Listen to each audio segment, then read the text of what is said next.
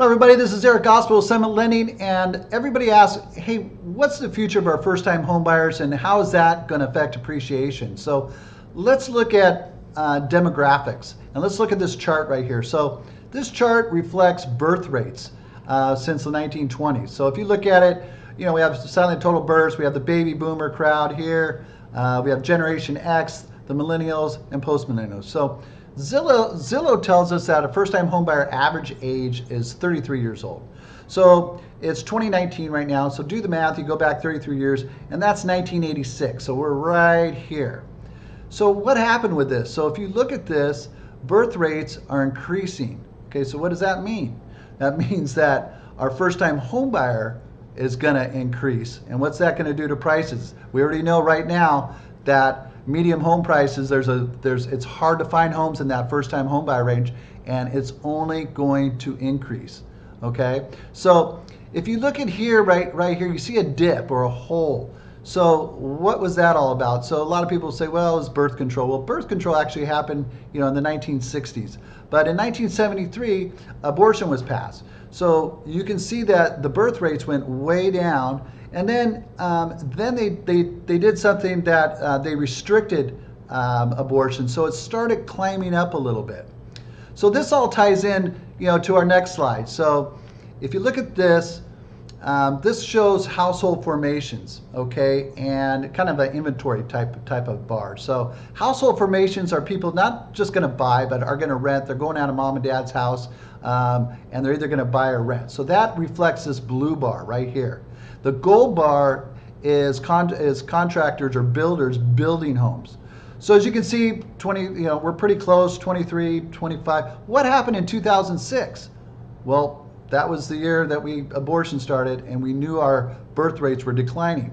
Well, look at the builders. They kept building. Well, they never looked at what the birth rates were going to be. So we had an oversupply and less demand. And as you can see by the blue bars here, you know, we had that, it goes hand in hand all the way through.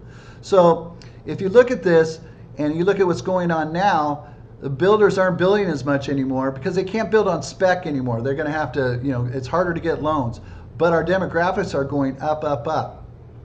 Okay, so let's look back again at 2006. We know the builders built too much and they didn't look at the birth rate, but, you know, let's not forget something here. Remember, we had all the no money down stated loans too, so that had a lot to do with it. But we do know that household formations were low, so this housing crisis wasn't just because of the birth rates, it was because of these funky loans we had. Okay, so you look at this, we'll go back to this other chart. So again, 33 years ago, 1986, these people are coming. They've been born and they're gonna rise. So our appreciation level for this group is going to increase. We're going to have these people in. And again, it ties right back into this other chart. So you see these blue lines on formations, household formations, these blue lines are going up. What's going to happen in the next 6-7 years? It's going to keep rising and rising.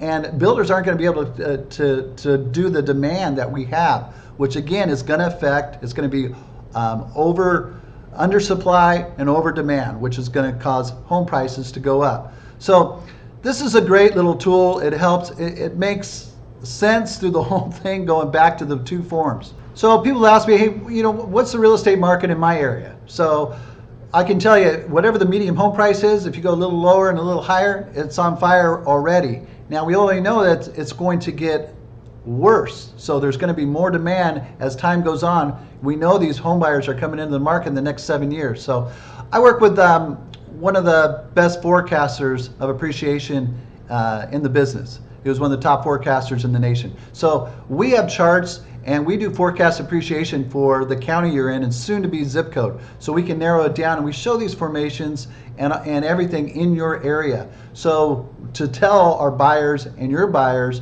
what's going on. So we also have, you know, one of the best rent versus buy, cost of waiting. Anybody that's waiting should see this and know that this market is going to get saturated and saturated quick. So again, my name's Eric Gausepohl. I'm with Summit Lending. Let us know your zip code, county, the purchase price you're looking at, and we can show you tools of how much we think the appreciation forecast is going to be and what the value is going to be in 5-6 years, and show all that to you. So Again, Eric Gausepohl, Summit Lending. Have a great day.